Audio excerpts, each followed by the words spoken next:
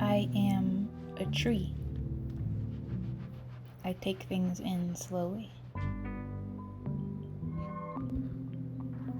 That is the truest and kindest thing that anyone ever described me as.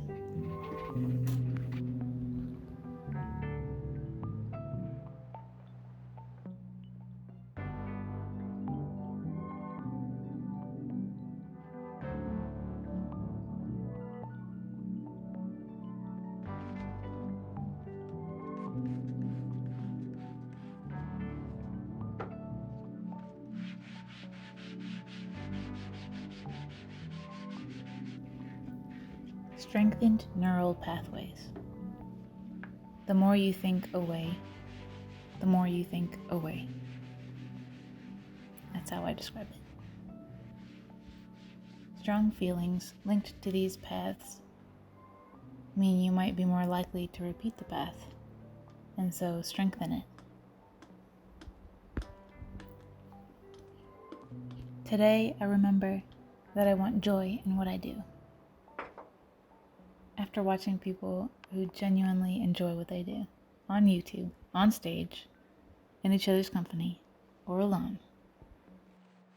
I was watching interviews with the cast of Good Omens, David Tennant and Michael Sheen, and also art videos with Sandy Hester. This is from late August.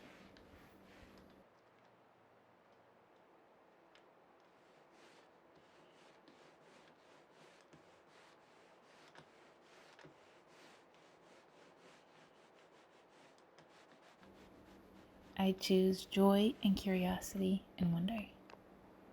I choose to welcome the stranger that is my future self, a la David White. Choose to keep yourself open to the possibility of being surprised by who you become. What does your heart say?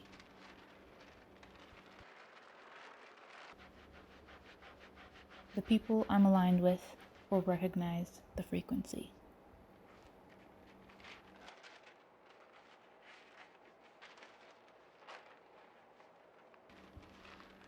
That inspiring others to create, to feel connected to themselves, that is so powerful.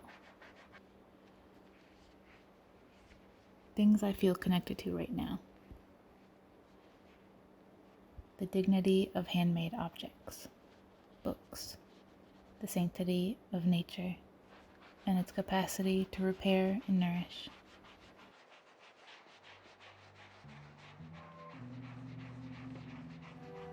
Honoring what the body needs and the heart wants. Setting aside the expectations and the naming to engage with what I love fully, or giving myself permission.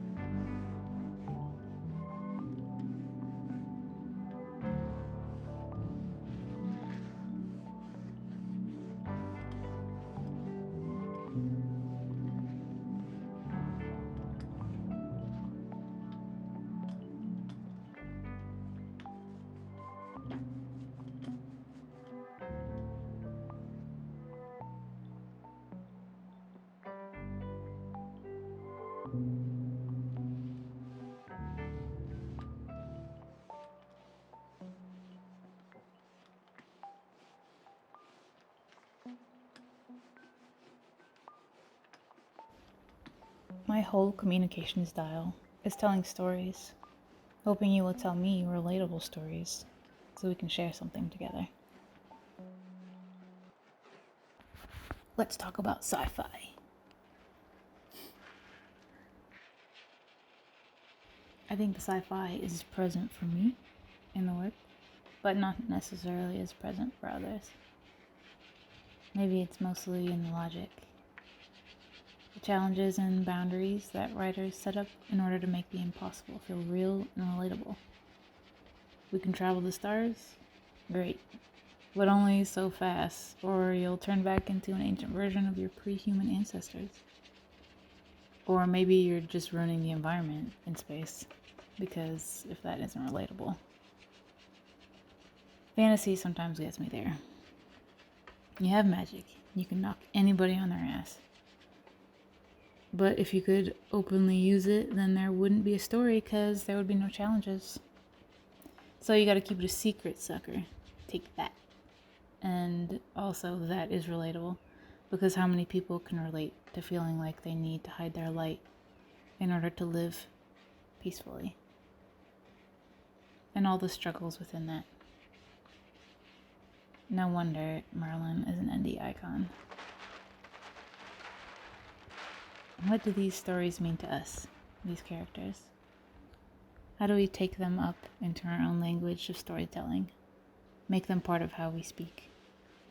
All the legends turned myths, turned popular television, turned into what spin-off series, books, fandom and fanfiction, drawings, and those videos you find on YouTube of compiled scenes based on a specific prompt, like X and Y being ineffably domestic. Every time becoming a different kind of symbol of the same story. And we embrace them, even create them. Something to do with loving something, being so drawn to it, you want to give it another life.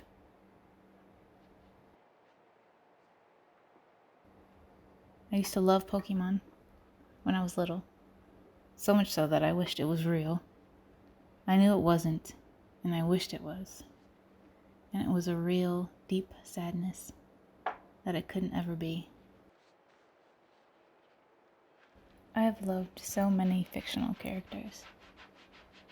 I call them my boyfriends and Scully. But what I realize is that the potency of these stories and relationships, admittedly one-sided, was that I could see a piece of myself I couldn't otherwise accept. It wasn't love, not romantic. It was something like self-acceptance. It was wanting to be that person who was like me, in ways I couldn't tolerate in myself. But for them, it was right and good. Loving them was learning to love those unloved parts of myself, and seeing myself differently, kindly. Obviously, we had vastly different ways of moving through the world. I'm a humble Tikva, and they were gangly, usually British men, or immortal aliens with an infectious charisma, or a skeptical doctor investigating paranormal crimes.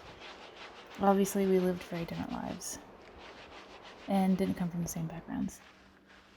But just seeing those snippets or currents of underlying experiences that resonated deeply with me. Certain ways of showing up in the world. That was everything. I think that's why we refashion these beloved stories. We recite them, reorganize, rewrite, rewatch over and over, because we finally see a part of ourselves that needed to be seen, needs tending, and needed something to believe in.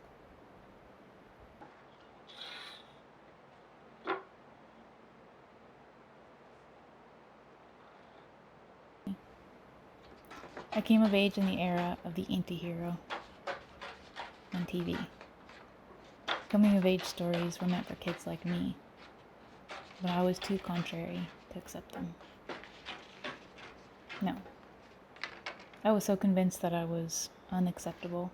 It was so clear to me that I was showing up in the wrong way that the most seen I felt at that age was watching a 40-something addict doctor rage against the world and be generally misunderstood. And I loved him.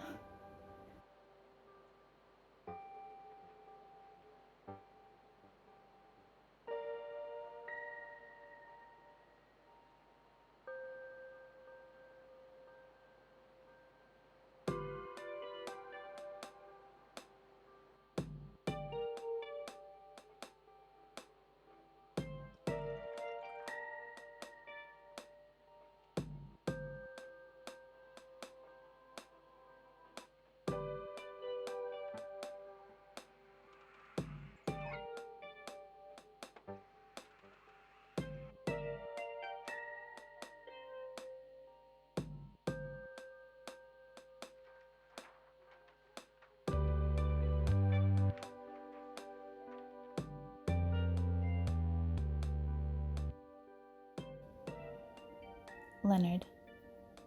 There's a crack in everything, and that's how the light gets in. I was looking for a line from somebody that talked about how Leonard Cohen didn't really become until he sang his songs. And suddenly they were vulnerable. That was everything.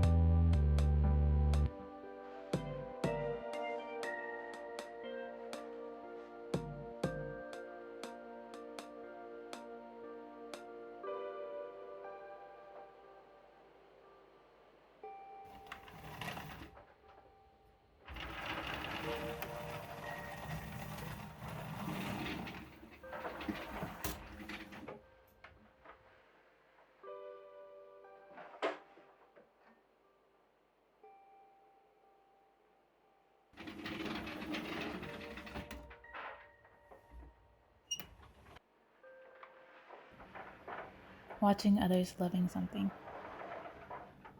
which is triggering sometimes, and also deeply beautiful to me. And something I realize I don't allow myself to do, not out loud. And I don't just mean loving something, but being deeply, deeply in love. Out loud.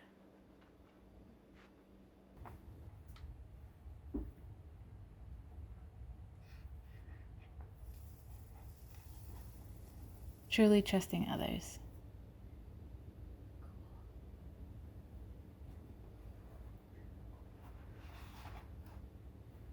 That I'm not an inconvenience or a favor. That they will accept me when I'm ready. Letting the old stories of myself go. Letting the old stories of others go. And letting the people in front of me teach me who they are and what they are here for.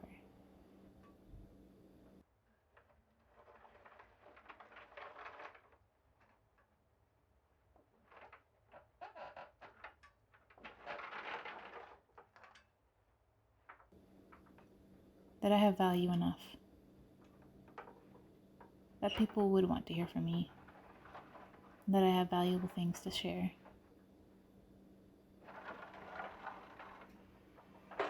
That no one can take from me what I am.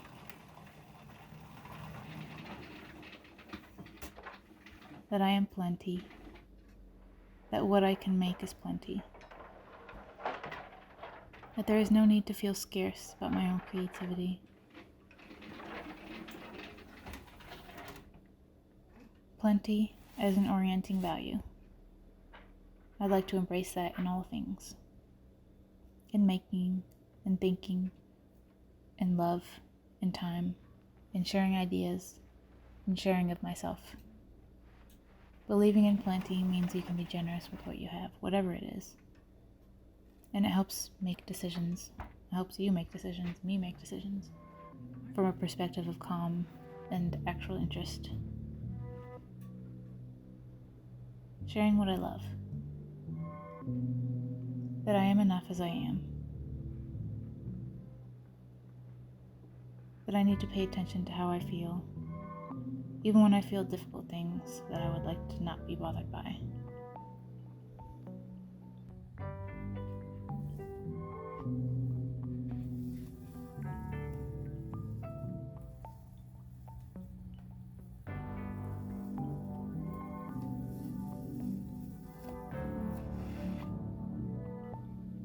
The object as secondary to the relationship the viewer finds themselves in. One of, hopefully, curiosity and emotion, and, like an archaeologist, wondering at all the stories in the ordinary, or vaguely unfamiliar, things that we encounter day to day. Suddenly strange.